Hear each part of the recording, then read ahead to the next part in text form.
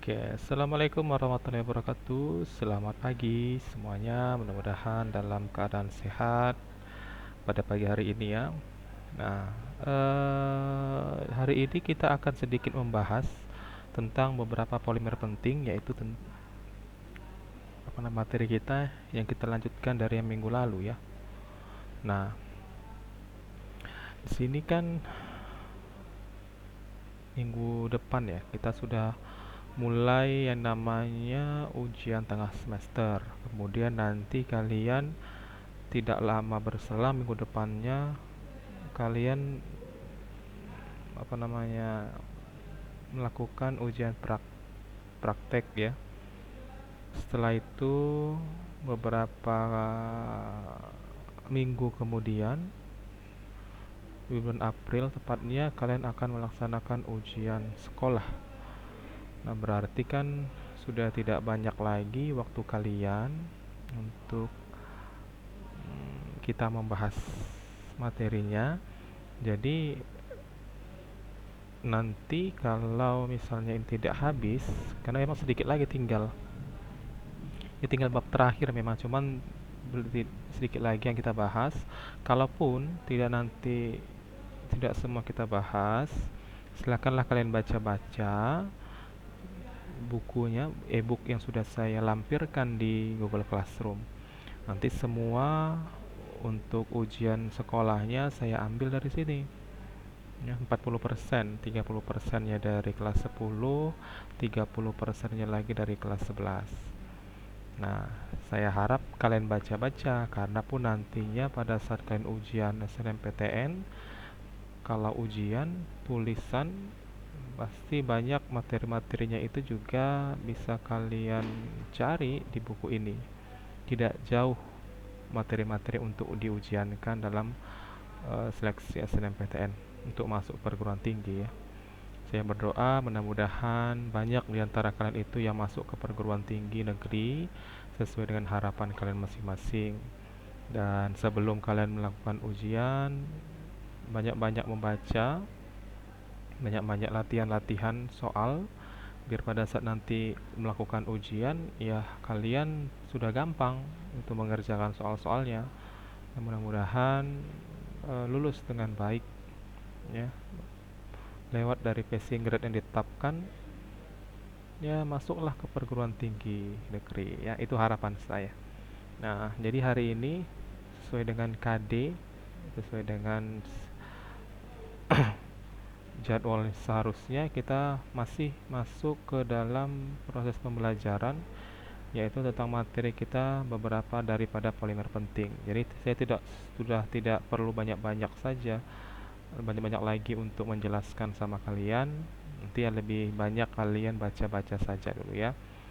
Nah, jadi sedikit saja kita membahas untuk hari ini untuk polimer penting di kehidupan kita sehari-hari. Jadi ini ada tabel, kita hanya bahas tabel ini saja. Tabel dari beberapa polimer yang sering kita lihat atau yang sering kita pelajari atau yang sering kita temui di kehidupan kita sehari-hari. Yang pertama jenis polimernya itu namanya adalah polietilena. Polietilena ini berasal dari sebuah monomer etilen yang diputuskan ikatan rangkapnya melalui proses reaksi adisi sehingga menghasilkan sebuah polimer atau rantai panjang yang disebut sebagai polietilen. Nah, polietilen ini contohnya yaitu yang dikatakan sebagai polietilen ya, benda ya yang sering kita lihat yang dikatakan sebagai polietilen itu apa? Ini dia.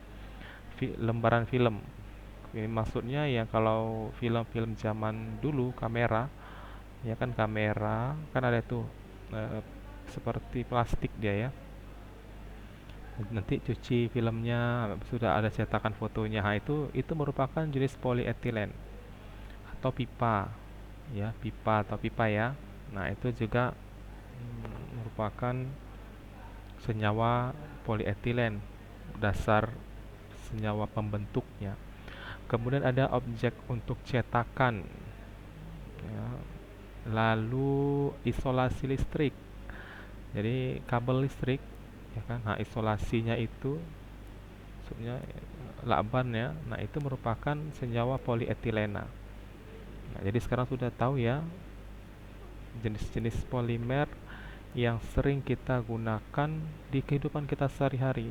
Kita taunya itu ya plastik aja gitu. Tapi ternyata tidak. Yang kedua ada polivinil klorida atau disingkat sebagai PVC. Nah, seperti yang kita bahas sebelumnya, PVC ini berasal dari monomer vinil klorida yang di dalamnya terdapat ikatan rangkap sehingga proses pembentukan polimernya itu yaitu dengan reaksi polimerisasi adisi dengan cara memutuskan ikatan rangkap kemudian terikat secara berulang yaitu senyawa vinil kloridanya, maka pada akhirnya akan membentuk senyawa polivinil klorida. Nah, sementara untuk polivinil klorida ini kita juga bisa sering ya lihat film lembaran juga ada yang berasal dari pembuatan polivinil klorida. Pipa juga ada dari PVC, pipa PVC ya, sering kita dengar ya, pipa PVC namanya. Kemudian ada objek cetakan, isolasi listrik juga, kemudian ada piringan hitam. Ini piringan hitam ini seperti kaset zaman dulu ya, yang pakai ujung jarum baru dia terdengar suaranya. Lalu ada kopolimer dengan vinil asetat. Nah, jadi maksudnya kopolimer ini disambung ya, ini vinil klorida diputuskan kemudian disambung dengan vinil asetat. Maka dia dikatakan sebagai kopolimer. Nah, pada saat dia bergabung dengan vinil asetat ya, polivinil klorida vinil asetat, dia bisa digunakan sebagai untuk lantai. Ya, itu jenis polimernya. Lalu yang ketiga ada poliakrilonitril. Poliakrilonitril ini berasal dari monomer akrilonitril. Nah, monomer akrilonitril dengan senyawa atau rumus molekul CH2 rangkap 2 CHCN.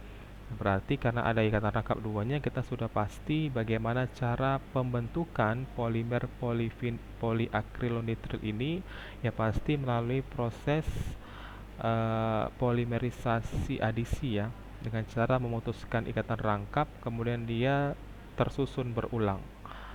Nah, untuk polimer poliakrilonitril ini kita bisa lihat penggunaannya, yaitu kita bisa lihat serat ya, serat misalnya akrilan dan juga orlon.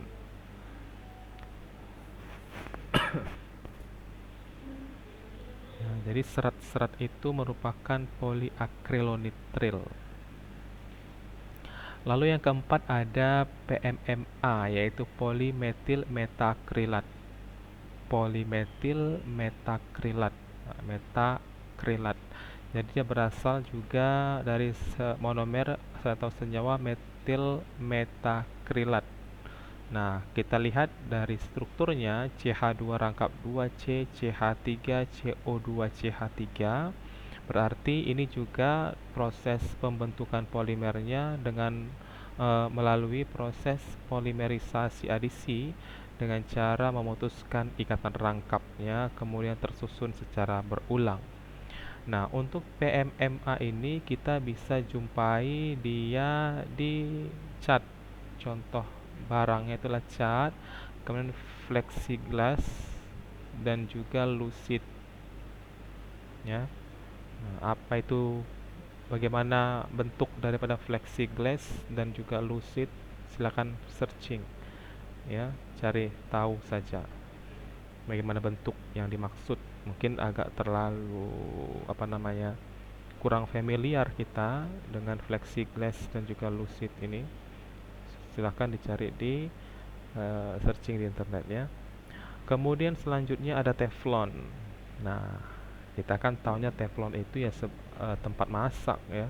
Padahal itu adalah batu yang dialasi dengan senyawa teflon namanya. Nah, teflon ini berasal dari monomer yaitu tetrafluoroetilena. Tetrafluoroetilena. Dengan rumus strukturnya atau rumus molekulnya itu CF2 rangkap 2 CF2. Berarti ini juga proses pembentukannya melalui reaksi polimerisasi adisi dengan cara memutuskan ikatan rangkap. Kemudian teflon ini ya kita sering ya lihat dia di alat memasak atau objek-objek yang sangat tahan terhadap bahan-bahan kimia. Nah, itulah digunakan teflon. Kalau salutan alat masak gitu ya.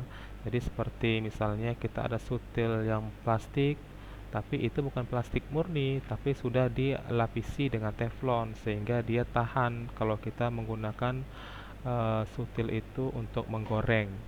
Lalu ada dia seperti teflon atau tempat memasak ya yang sering kita atau ini apa namanya batu ya, batu kalau kita sering makan di stick and shake.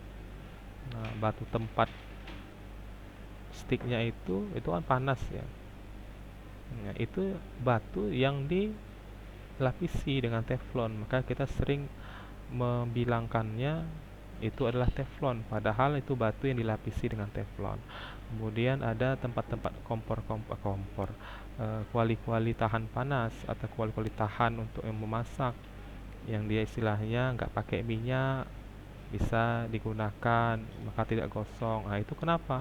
Ya karena dilapisi dengan teflon. Padahal itu ya seperti kuali-kuali seperti biasanya, tapi sudah dilapisi dengan teflon, maka dia lebih tahan, ya. Kemudian yang selanjutnya nilon 66.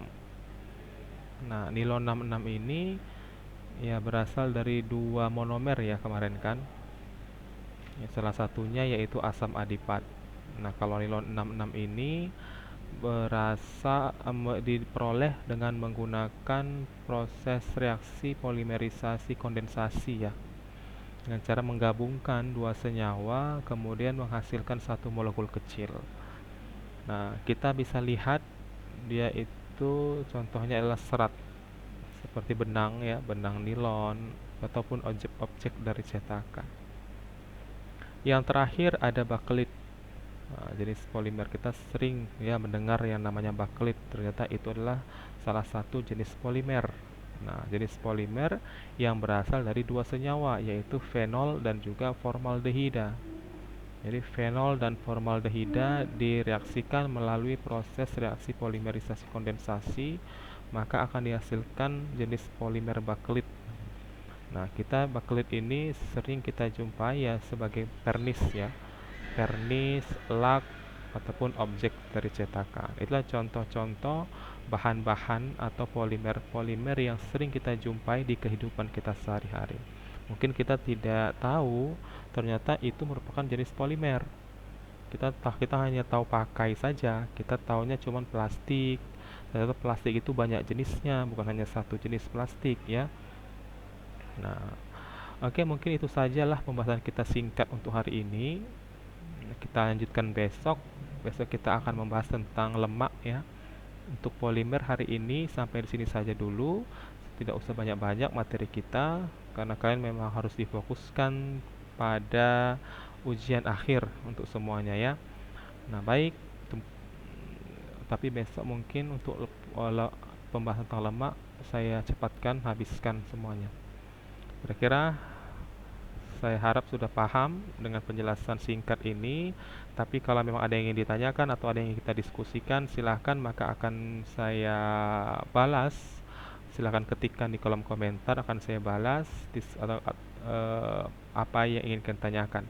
Dan kalau memang sudah paham juga saya harapkan untuk memberikan komentarnya, katakan paham atau mengerti. di kolom komentarnya ya. Nah, ini saja dulu pembahasan singkat kita pada hari ini.